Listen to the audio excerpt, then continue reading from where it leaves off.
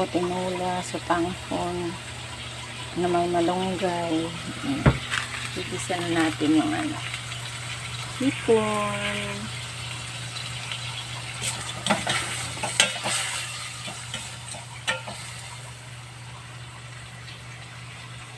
Igisa ko muna ang hipon.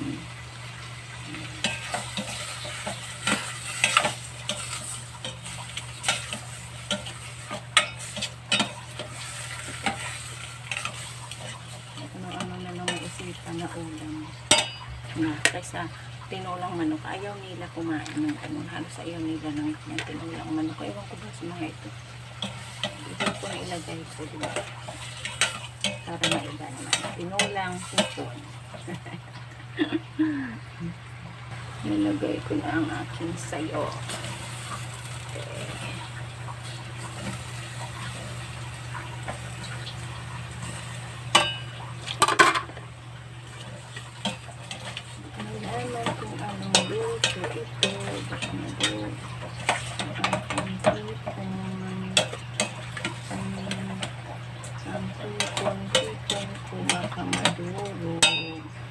Lagyan natin ng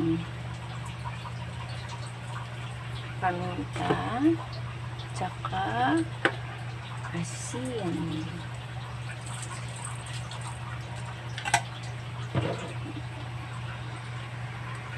Lalagyan ko siya na para dagdag panlasa. Lagyan natin ng sabaw. Ayan na.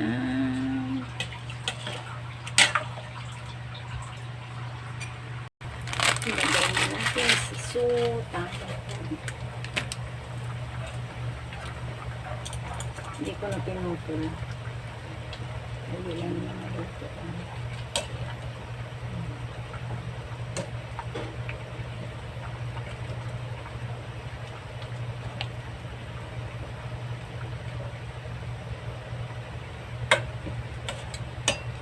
Tapos, ilagay ko na ang aking malunggay.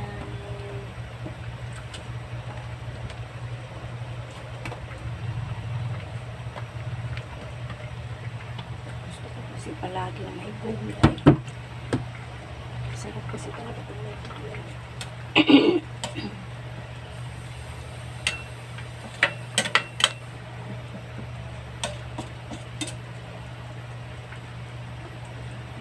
Pagkakulo, tapos na.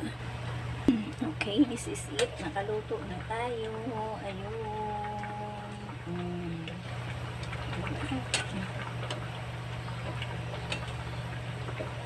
Mano ko kasi baka mamaya matuyo kasi yung sutanghon.